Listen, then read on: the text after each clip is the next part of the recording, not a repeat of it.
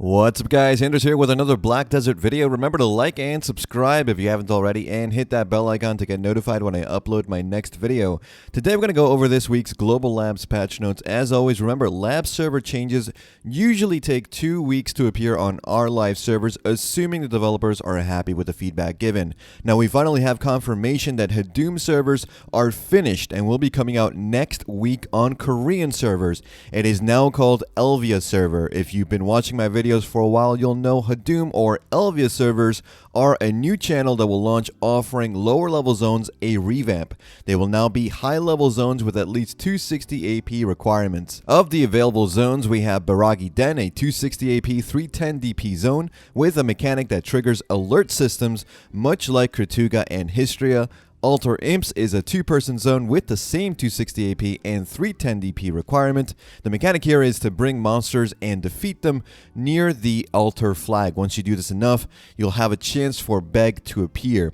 Now, Swamp Fogans is a zone with 270 AP and 320 DP requirement where an elite boss, Tidium, can appear, and enemy Swamp Nagas can also appear to attack both you and the Fogans. The Swamp Naga zone is the same AP requirement, 270, and the same DP requirement, 320, and if you attack the Swamp Naga commander outside of the swamp area, you will be swarmed by smaller elites. Now within the swamp, you will take continuous poison damage from the plant enemies. Swamp Fogans can also appear and attack both you and the Swamp Nagas. Castle Ruins is a 3-person grind zone with 270 AP and 320 DP requirement. You will drop an Al-Rundi Secret Order item that allows you to summon 15 elite guards. If you manage to defeat 5 of these guards within a certain time limit, you can summon Al-Rundi himself, the boss of the area.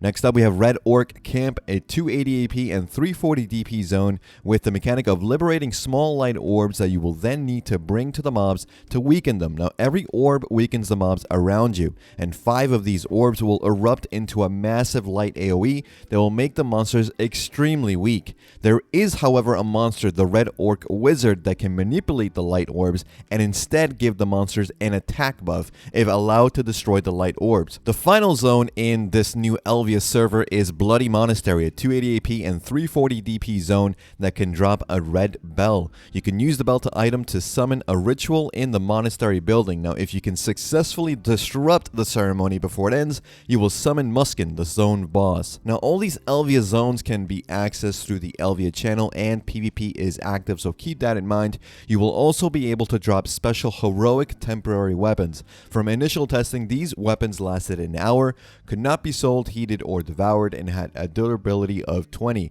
but now they only last 10 minutes and have a durability of 100. That means as soon as you get them, you want to equip that weapon, and there are now main hand heroic weapons for classes that also use succession instead of just awakening. They all come in 3 elements: fire, lightning, and water, and they are equivalent to pen versions of normal boss items with additional skills. So while you have one of these heroic weapons equipped, you will be able to do a special skill. Every class has more or less a similar skill that is on a 15-second cooldown. More or less, they all deal massive AoE damage with debuffs on mobs and high crit rate. They have huge PvP damage reduction modifiers though, so using them in PvP will not be beneficial. Elvia zones also dropped items needed to craft Black Revenant Energy. This item is what you need to enhance the stats of Black Star armors and weapons. Each element can be dropped from specific zones in Elvia servers, and the Void Oil can be crafted using existing oils from alchemy.